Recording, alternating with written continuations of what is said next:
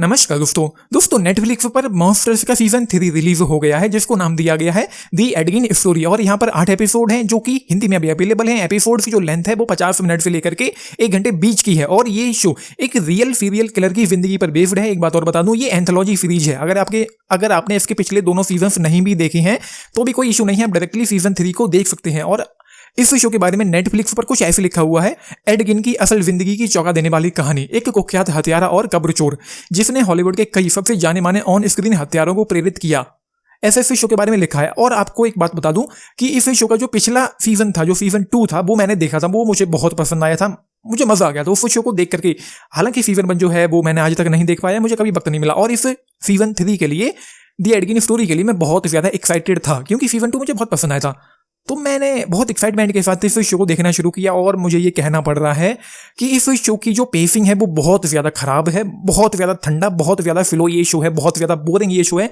Screen play बिल्कुल भी अच्छा नहीं है, स्क्रिप्टिंग पर कुछ भी अच्छा काम किया ही नहीं गया है और इस शो ने मुझे बहुत बोर किया है। इस चक्कर में 5वें एपिसोड को आधा देख कर ही मैंने इस शो को छोड़ दिया है। यहाँ पर इस शो में मैं ये एक्सपेक्ट कर रहा था कि यहाँ पर उस सीरियल किलर ने जो जो किया है अपनी जिंदगी में वो हमें दिखाओ और खत्म करो। लेकिन उन लोगों को तो ये भी दिखाना है कि उस कैरेक्टर पर नॉवेल लिखी गई, उस नॉवेल पर एक मूवी बनी एंड उस मूवी का नाम साइको था। और उस फिल्म में जिस एक्टर ने उस कैरेक्टर को प्ले किया है उसकी भी लाइफ पर इन लोगों को फोकस करना है, जो कि मुझे बिल्कुल भी पसंद नहीं आया। मतलब वो लोग उस कैरेक्टर को सेंटर में रख के चल ही नहीं पाते हैं। अगर उस कैरेक्टर को सेंटर में रख के चले होते, मतलब सिर्फ उसी की जिंदगी पर फोकस किया होता, ना कि इन फिल्मों जो उस पर फिल्में बनी उन पर गए, किस एक्टर ने उस कैरेक्टर को प्ले किया उस पर भी गए।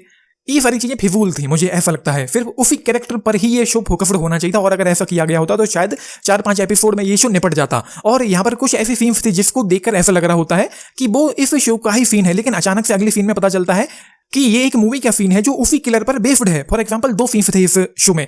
जब वो अपनी बंदी एडलिन को कत्ल करता है, जब वो नहा रही होती है, वो सीन अचानक से पता चलता है कि किसी मूवी में ये सीन चल रहा है। और ऐसे ही एक वो सीन था जब उसकी बंदी एडलिन उसकी मां से जाकर के मिलती है, वो काफी अनएक्सपेक्टेड था। अचानक से फिर से पता चलता है कि वो एक मूवी का सीन है जो मूवी हॉल में फिल्म चल रही है।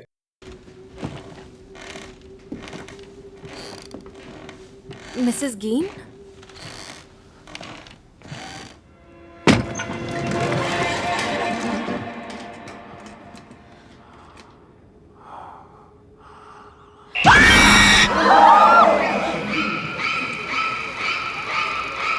और ये कैरेक्टर एडगिन, इसकी फैंटेसीज ऐसी हैं जिसकी वजह से आपको ये शो देखने का मन नहीं करेगा, क्रिंज लगेगा।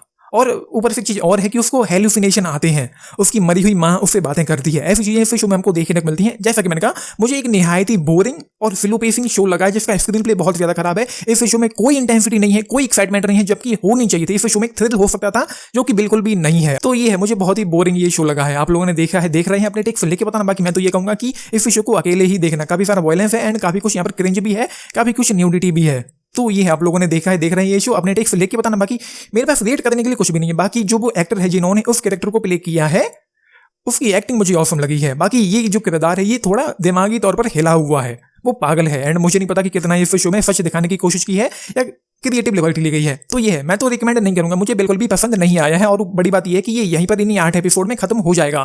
फ्यूचर में क्या होगा, हो सकता है वो कोई और ऐसे ही केस की कहानी को लेकर के आए, मुझे नहीं पता है। तो ये है, आप लोगों ने देखा है, देख रहे हैं, अपने टिक्स जरूर लेके बताना। बाकी लाइक शेयर सब्सक्राइब करना चैनल को, वीडियो को and this is Nitish channel. Thank you.